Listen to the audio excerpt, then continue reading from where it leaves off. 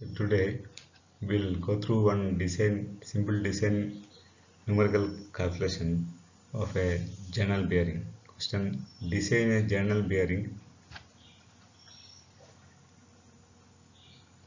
for a centrifugal pump from the following data: load 4000 kg, diameter 15 cm, speed 900 rpm, ambient temperature 15.5 degrees centigrade, type of oil SA10. Now this is the question. How to tackle this question in the form of design? You please understand, you are come across a lot of chapters, other machine elements. It is not simply mathematics. You have to use your arbitrary idea, arbitrary logic, and the data book values. Therefore, never you can compare with your mathematics paper with the machine design paper. Here, exactly some calculations are there, but the calculations are coming merely on the real sense of machine elements. Here, therefore, first step available is whatever data available you have to dictate again. For example, load 4000 kg, diameter 15 cm, speed 900 rpm, ambient temperature 15.5 degrees centigrade. These are the main values that are available in the numerical question. What is the advantage of dictating these values before starting the solution is you will get a first-hand information what data is available, what is the direction of movement of the calculation. That is the advantage. Suppose you are not dictating this, you are not following this procedure. Each time you have to read the question. What data given, what data not given, you will be in a confusion. So this is a very important step. Once you dictate the values, from there you can have a starting talk how to move the question. Number one in the solution is, since the diameter of journal is given 15 cm, it is clear that L by D ratio, suppose it is given, you can calculate for length of journal. L by D ratio is not mentioned in this question, therefore you have to go to data book. You will see based on the application of centrifugal pump and based on the specification, fix one value L by D, so that if L by D is nothing wrong, you can calculate length of the journal L. Here they have taken 1.6, therefore length of the journal they are getting 24 cm. Second step is the allowed pressure P is equal to W by L into D, load divided by area. Load is given, L is already calculated, D also mentioned the question. So allowed pressure you calculate and you are getting the value in this question 11.1 kg per centimeter square. But that calculation again you have to check from the data book. Data book, you go to the relevant page and see what is the range of centrifugal pump for your specification.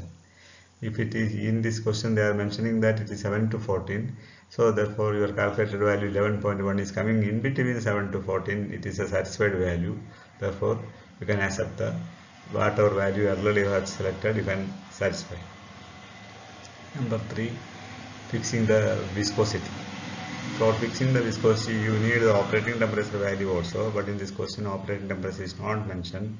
So only you can do is you can assume the value of operating temperature. They have assumed 55 degrees centigrade because everybody know that bearing from the data book also can visualize that that is the range of operating temperature journal bearing. Maybe 55 degrees centigrade or 65 degrees centigrade maximum value, or so nominal value, convenient value 55 degrees centigrade if you select. Automatically from the table or chart you will get the viscosity value as 17 poise, and that value you can utilize for the calculation of bearing characteristic number Zn by P. Zn by P because Z is all fixed, N is the value of speed, P already load, and therefore in this calculation you are getting 1378 bearing characteristic number. And fifth step is clearance calculation. C by D ratio also available in the form of range in the data book. Therefore, D diameter, C you can directly calculate. Using this previous information, now you can go to the viscosity calculation, mu. Directly empirical relation available.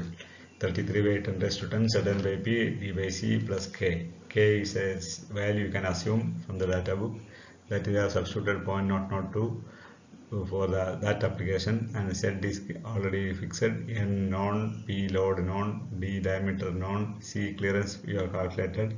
So no without any confusion, mu value of viscosity you can calculate. We are getting 0.0055 in this question. So that means the primary part is over for this design question of general bearing for the centrifugal pump application. What are the essential values? As you know, one length of channel, the diameter of channel, and the C clearance value, and viscosity value, ambient temperature as well as operating temperature, and some ratio values. Ratio is not allowable pressure for that load. All these values are satisfied, and therefore you can say that the preliminary part of the design of the general bearing is over. The last part remaining is, as you know, as it rotates, the heat will be developed. So you have to have a concept how to guide the heat generator, how to treat or handle the heat generated value. For that you have to separately calculate heat generated and heat dissipated. Therefore number 7, heat generated, you know, mu into W into V divided by J is the correction factor, J equivalent of heat. Mu already you have calculated in the equation.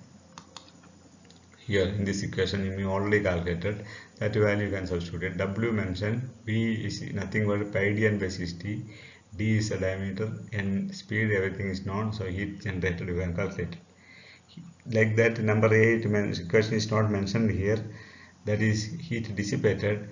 Heat dissipated is equal to, I account to physics, M into Cp into delta T. M you can assume as a unity, Cp specific heat of lubricating away from the data book. Dt means temperature difference between the operating temperature with the ambient temperature. Operating temperature of fixed 55 degrees centigrade, ambient 15.5.